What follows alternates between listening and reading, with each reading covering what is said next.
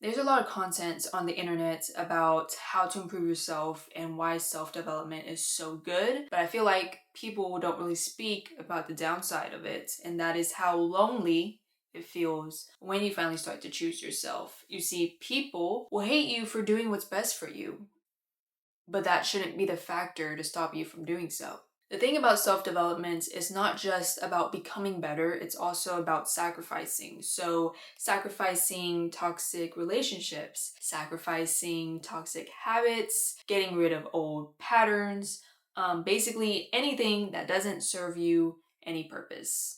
Once you start doing that, you're going to start realizing that a lot of the people that you thought were supportive of you and your journey, you start to realize that a lot of them were based off of convenience rather than compatibility. I think when we start taking that extra step in our growth journey, that's when those dynamics are challenged. First and foremost, let's talk about the fact that people are haters. People are so envious of what you have going on in your life that they will literally drag you down with them just so they don't have to feel alone. And for the longest time, I tried to figure out why that may be until recently I actually went through it myself. The reason for this is because your growth shines a light on areas where people may feel trapped. So when you start to prioritize yourself, people are now forced to reflect on their choices. And you see, not a lot of people are ready for that. I noticed this a lot throughout my life, but more so when I first started posting on YouTube. Have you guys ever seen those like TikTok videos where it's like, if you want to know who your real friends are, start a side business, start a YouTube channel, make content. You guys ever seen that? Because it's so real. When I first started posting on YouTube, I immediately realized who had my back and who didn't. And if you guys want to see who has your back, I suggest, start building a side business because you will surprise yourself. And I guess looking back into my life, I had the most friends when I was the worst version of myself. You see, Leanna, who was constantly people pleasing or had a bad case of FOMO and was following stupid trends. That girl was liked by everybody. Fast forward to now, I can probably fill up this entire room with people who don't like me.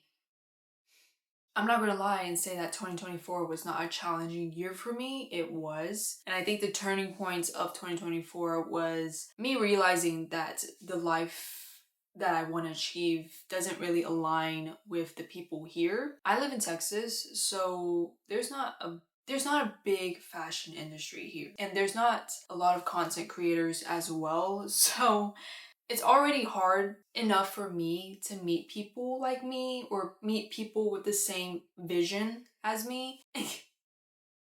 So it's hard for me to fit in, essentially. I already feel lonely as is. One thing about me that I find so different amongst me and, my colleagues or my peers or whatever is that I find excitement in doing things that are new. Like, I like to do new things. I like to try new stuff. I also like to do things that not a lot of people would consider normal, like traveling solo, or what else? Learning how to shoot guns is another thing that I did recently. So because my priorities had shifted, I found myself saying no to a lot of people. And I think the moment when this had started was when I was at a house party and we were watching the Super Bowl game. And I just remember vividly that even though everyone around me was having a good time, they were bonding with each other, I just wasn't. For some odd reason, I just wasn't.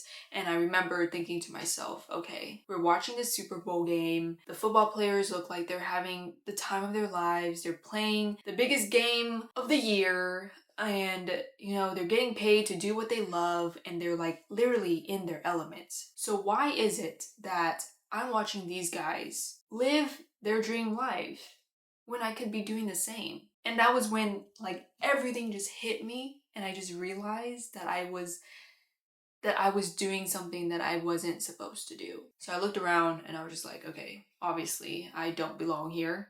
and I said my goodbyes and I left. And what's funny is that that night when I got home, I had filmed a video, and that video that I had filmed is my most viewed video on this channel.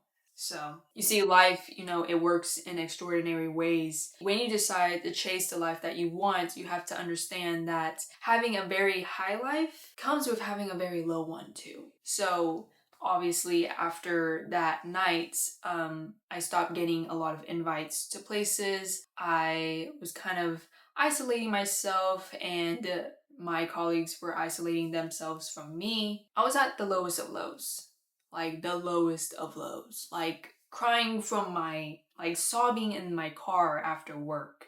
Lowest of lows. And I couldn't really talk about this to my family. I couldn't even talk about this to my friends. So I turned to therapy. And this is not sponsored, by the way, but I do believe that therapy is a great thing to do. 2024 was actually the year where I started getting into therapy, and my therapist, you guys, she is amazing and I love her. I don't go anymore, but the sessions that I've had with my therapist actually changed my perspective in life. And she actually helped me with my recent current situation that I was having trouble with. If you're ever having trouble with something, I think going to therapy is like the best thing that you could ever do. But anyways, during one of our sessions, I remember just asking her, like, why is it that I feel so different amongst my peers? Like, why do I, crave something different? And why does everybody want this life and I want something other than that? Why is it that everyone consider that normal? Am I not normal for not wanting that? Like, am I just different? Am I just weird? I don't know. Like, why do I feel this way? Because here's the thing, right?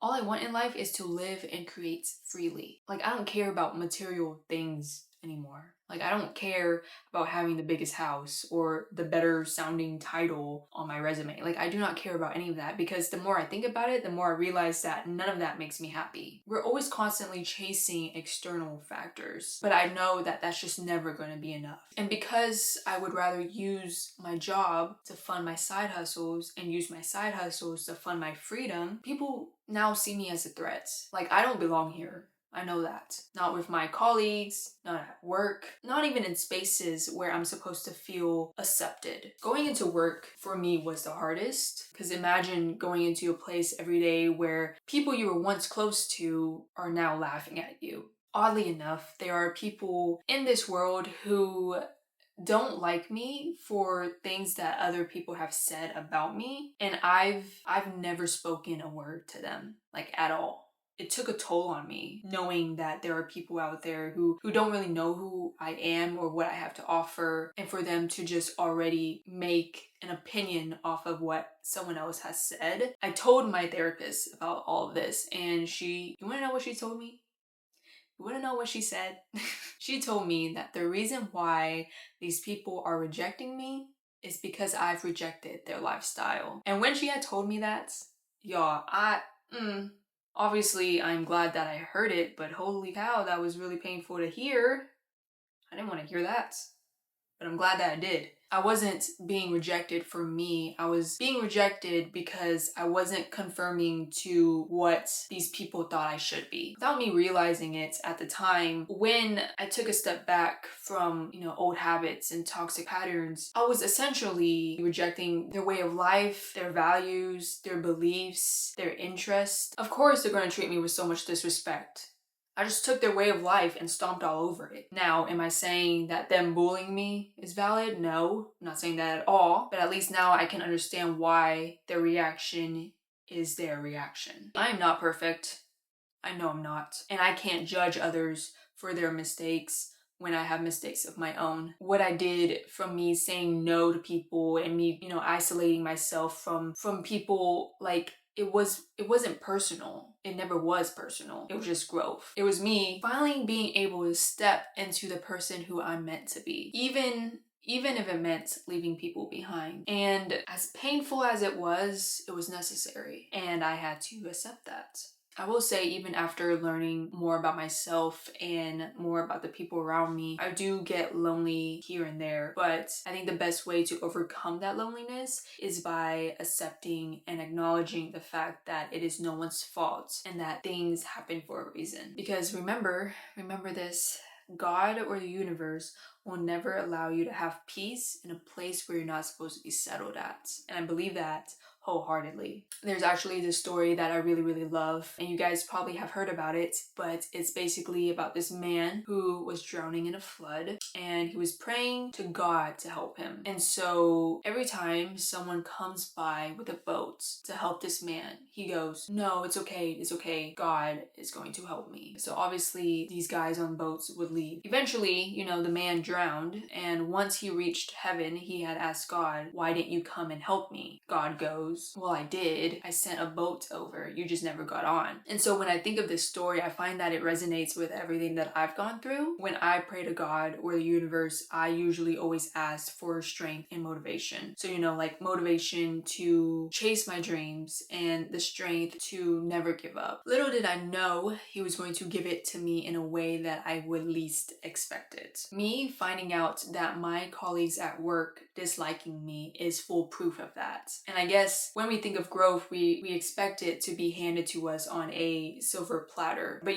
sometimes growth doesn't come with applause or validation. It comes quietly in situations and challenges that teaches us to be more resilient and more independent. And even though it is so lonely at times, I'm not going to say it's not, notice that it can be so freeing. We can't always carry everyone to our destination, and that's okay. Not everyone is meant to come along for the ride. Was it painful going through what I just gone through?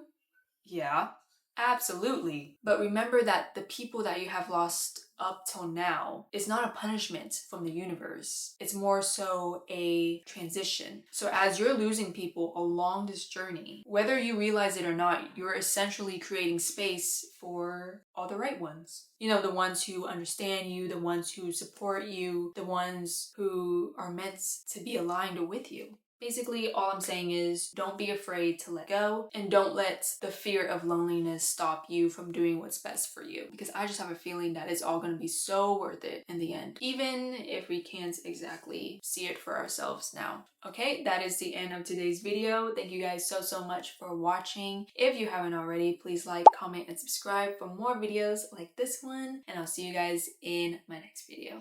Bye.